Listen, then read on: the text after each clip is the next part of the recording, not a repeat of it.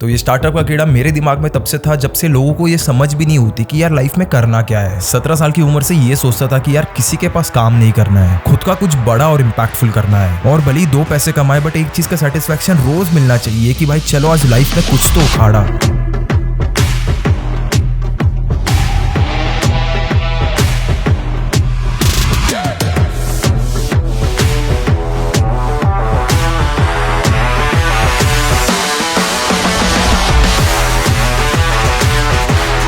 But मुझे लगता है कि ये चीज़ कि चलो किसी के पास काम नहीं करना है, ये मेरा प्लस पॉइंट भी था और एक माइनस पॉइंट भी। प्लस पॉइंट ये था कि मैं हमेशा से जानता था कि मुझे खुद का कुछ करना है, बट माइनस पॉइंट ये होता है कि जब आप कोई चीज़ बिना सीखे बिजनेस में उतरते हो तो आप दुनिया भर की गलतियां एक साथ कर देते हो। और मैंने पिछले स्टार्टअप में इतनी ज़्यादा गलतियां की है कि आप गिनते गिनते थक जाओगे, बट नो डाउट उनसे लॉस भी हुआ और सीखने को भी बहुत कुछ मिला। और एक टीनेज बच्चे का आप सोच ही सकते हो कि यार उसको कोई बिजनेस का सेंस नहीं होता, वो प्रॉफिट लॉस रेवेन्यू के बारे में जानता भी नहीं है और सोचता भी नहीं है, उससे वो आइडिया नहीं होती कि खुद का कुछ मीनिंगफुल और इम्पैक्टफुल करने से पहले आपको किसी ना किसी के नीचे काम तो करना ही पड़ेगा और वो काम अच्छे से सीखना पड़ेगा। और ये चीज मुझे काफी लेट रियलाइज हुई जब मैं रतन टाटा सर के बारे में एक स्टोरी पढ़ रहा था। तो रतन टाटा सर की एक काफी फेमस स्टोरी है जहाँ पे आपको पता नहीं होगा कि despite of being from a such renowned family, इतनी बड़ी फैमिली से होने के बाद भी he started working as a floor manager.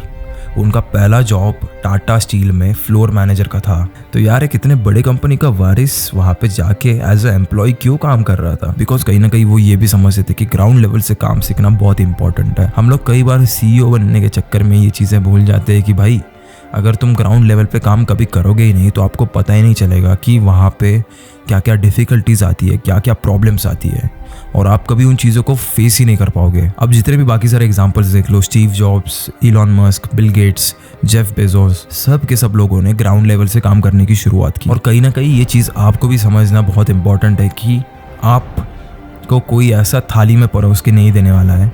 अगर कोई दे भी तो उससे खाना मत भाई, पचेगा नहीं आपको। Learn how to digest the food first, और वो आपको तभी सीखने को मिलेगा जब आप ग्राउंड लेवल पे काम करोगे। सो कभी भी किसी भी जॉब से शर्माना मत, कोई भी छोटा बड़ा जॉब क्यों ना रहे, do it and you will surely find something to learn from it. 19 साल की उम्र में अगर आपके पास 8 ब्रांड्स है और वो भी ऐसे छोटे मोटे ब्रांड्स नहीं, these were one of the top luxurious properties in India. तो मैं एक एड एजेंसी चलाता था जो इन होटल्स की जो मार्केटिंग होती है, जो सोशल मीडिया पे कंटेंट जाता है, वो सारा क्रिएट करना मेरे अंडर आता था। एंड मैं अच्छा खासा रेवेन्यू भी अर्न कर रहा था एक पॉइंट ऑफ टाइम तक। एक टीम थी जो पुणे और मुंबई में शूट्स मैनेज करती थी। सब कुछ एकदम बढ़िया चल रहा था कि तभी कुछ ऐसी चीज हुई जो मैंने एक्सपेक्ट भी नहीं की थी। Covid was actually one of the most turning point in my entire life. तो होता क्या है कि आप अगर किसी क्लाइंट के साथ इतने लंबे टाइम से काम कर रहे हो तो आपका उनका एक रैपो बन जाता है। अगर सामने से वो बंदा कह दे कि यार चलो इस महीने मैं पेमेंट नहीं क्लियर कर पाऊंगा, मैं अगले महीने देता हूँ, तो आप भी ठीक है यार चलो मान लेते हो कि यार दे देगा अगले महीने में बंदा। बट ओवरऑल ये जो मीडिया मार्केटिंग एजेंसी है, इसमें प्रॉब्लम क्या आती है? आपने जो एम्प्लॉयज़ हायर किया उनका पेमेंट, आपकी जो इक्विपमेंट कॉस्ट है उनका पेमेंट, आपके जो शूट्स आते हैं उनका पेमेंट, उसके बाद शूट्स में जो मॉडल्स रहेंगे उन सब का पेमेंट, और ये ट्रैवल वगैरह ये सारी चीज़ें तो रहती है। और इन सब को मैं कह नहीं सकता था कि भाई मेरा होटल ने तो पेमेंट क्लियर नहीं करवाया, मैं आपका पेमेंट नहीं दे पाऊंगा। सो मैंने ऑलमोस्ट सभी का पेमेंट क्लियर कर दिया। But after 1 month 2 months lockdown और बढ़ता गया, सेकेंड लॉकडाउन आया और चीज़ें और थोड़ी कॉम्प्लिकेट हो गई। होटल इंडस्ट्री एक ऐसे फेज में अटक गई थी जहाँ से उबर पाना उसके लिए बहुत मुश्किल था। एंड मेरा जो पेमेंट था वो आज तक टिल डेट अभी तक अटका हुआ है।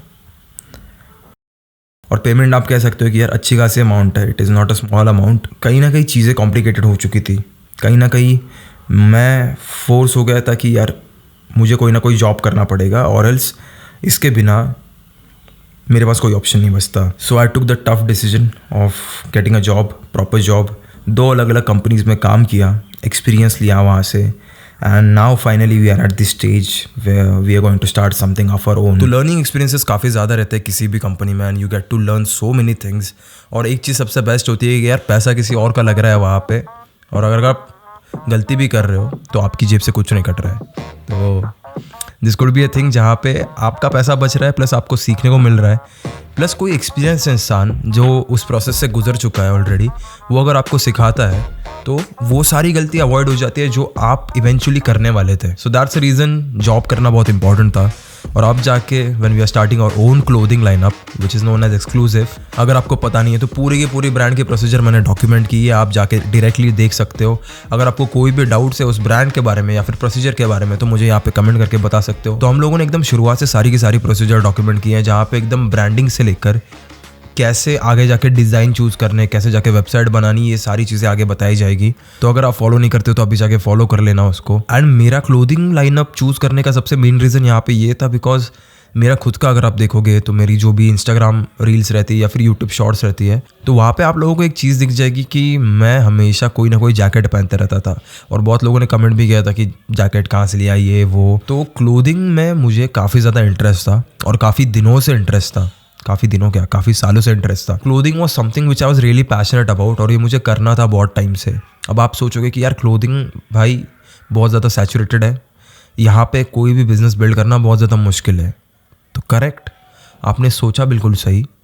क्लोथिंग में धंधा बनाना बहुत मुश्किल है, बट जिसको धंधा बनाना आता है वो कहीं पे भी धंधा बना लेता है। आपको रुक के बस देखना है मैं क्या क्या स्टेप्स कर रहा हूँ, कैसे कर रहा हूँ, और आपको जाके अपने खुद के स्टार्टअप में उन्हें इम्प्लीमेंट करना है। हल्का फुल्का अपने ब्रांड के हिसाब से मॉडिफाई करो, बट प्रैक्टिकल जो चीज़ें रहेगी वो सारी सेम रहने वाली है। तो अगर आपको अभी तक पता नहीं और अगर आपने फिगर आउट नहीं किया कि आपको कौन सा स्टार्टअप स्टार्ट करना है और किस फील्ड में जाना है, तो टाइम लो, कोई जल्दी नहीं है इस चीज़ में। और हो सकता है कि आपकी शुरुआत के कुछ स्टार्टअप्स फेल भी हो जाए, तो डीमोटिवेट बिल्कुल मत होना, कुछ ना कुछ आपको सिखा के ही जाएंगे वो चीज़ें। तो always look at it with a positive attitude. और अगर आपके पास कोई आइडिया है तो बेसिक से एक चीज़ होती है प्रोडक्ट मार्केट फिट ढूंढना। आपको ये देखना है कि एक्चुअल में आपने जो आइडिया सोचा क्या उसका करंट रिक्वायरमेंट है मार्केट में, या फिर क्या आगे जाके 1-2 सालों में उसका मार्केट क्रिएट होने वाला है, तभी जाके वो आइडिया फीजिबल होता है, तभी जाके वो आइडिया स्केलेबल होता है। तो अगर आपके पास कोई भी आइडिया है तो आई रिक्वेस्ट यू कि आप जाके एटलीस्ट 1-2 महीने तो उस पर प्रोडक्ट रिसर्च करो, जानो मार्केट को, एक्चुअल में लोगों से जाके बात करो जिनके साथ भी आपका प्रोडक्ट एसोसिएटेड है। अगर आपका प्रोडक्ट स्टूडेंट्स के लिए बना हुआ है तो कॉलेजेस जाके बात करो, अगर आपका प्रोडक्ट वर्किंग प्रोफेशनल्स के लिए बना है तो ऑफिस जाके बात करो। बट जब तक आप बात नहीं करोगे, जब तक आप ऑनलाइन सर्विस नहीं करोगे, तब तक आपको प्रोडक्ट मार्केट फिट ढूंढने में बहुत ज़्यादा मुश्किल होगी। तो सबसे इंपॉर्टेंट चीज़ जो आपका बहुत सारा टाइम और आपके एफर्ट्स बचाएगी वो है प्रोडक्ट मार्केट फिट ढूंढना। ये था आज की वीडियो का लेसन। आगे भी ऐसे बहुत सारे लेसन्स आने वाले, तो अभी जाके सब्सक्राइब कर देना और एक छोटा सा प्यारा सा कमेंट छोड़ देना। तब तक के लिए कीप इंस्पायरिंग। और बाय द वे एक बात कहनी रह गई थी, हम लोग एक नया सेगमेंट शुरू करने वाले हैं जहाँ पे आप जो भी क्वेश्चन पूछोगे उसमें से कोई एक क्वेश्चन मैं चूज़ करूँगा और उसे अगले वीडियो के एंड में या फिर बीच में कहीं पे भी आंसर करूँगा। बहुत बार मैंने ये चीज़ नोटिस की कि हो क्या रहा है कि बहुत सारे क्वेश्चंस आते हैं मुझे, बहुत सारे लोग तरह तरह की चीज़ें पूछते हैं, बट मैं हर किसी को इंडिविजुअली रिप्लाई दे नहीं पाता। तो जो भी ऐसा कोई क्वेश्चन रहेगा जिसको सबसे ज़्यादा लाइक्स रहे, तो मैं कोई भी रैंडमली क्वेश्चन पिक करूँगा कमेंट सेक्शन से और उसे अपने अगले वीडियो में आंसर करूँगा। और एक कमेंट पे रिप्लाई करने से ज़्यादा मैं शायद ऐसे वीडियो में उस टॉपिक को ज़्यादा क्लियरली एक्सप्लेन कर पाऊँगा।